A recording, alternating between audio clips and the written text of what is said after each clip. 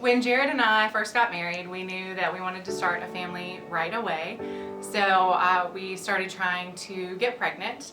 And after a year of trying, we knew there was something wrong. So that's when I started my infertility journey with fertility specialists, lots of doctors, lots of medications, lots of science, and finally did get pregnant in 2012, but miscarried that pregnancy after a couple months. So we started trying again, but this time was a lot harder. So there's a lot of medications and a lot of doctor's offices and procedures and really scary, lonely things that we did by ourselves.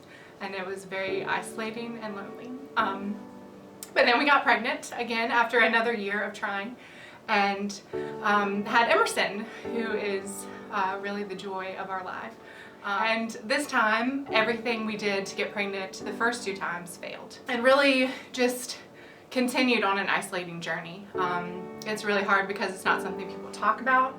You know, infertility is hard because it happens every month.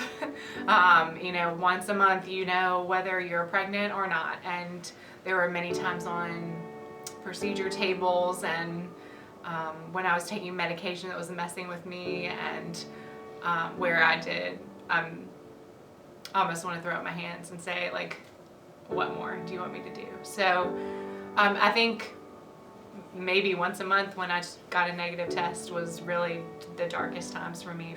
And in one of my last procedures, I just felt like God was telling me to share what I was going through.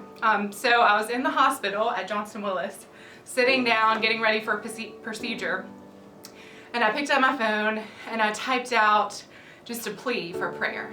Just pray for my heart, pray for my body, pray for us, because we really want a bigger family. And while I was actually on the table for a procedure, like 160 people commented on my post that they were praying for me, and I had people texting me and calling me that whole day, just lifting me up in prayer. And that night I actually got a call from someone at church, and the prayer ministry asked if they could pray for me. And so the following Sunday, we got together in the parlor, and they just, you know, prayed that my body would come together and do great things for God.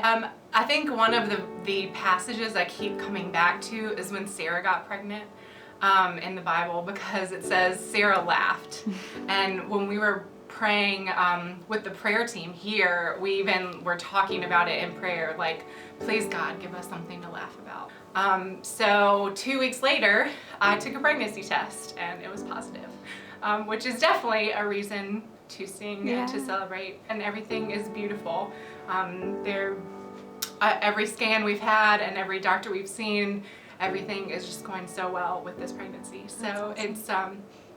It just made me realize that community is so important and prayer is so important, and God has really shown me that we shouldn't do any of this alone.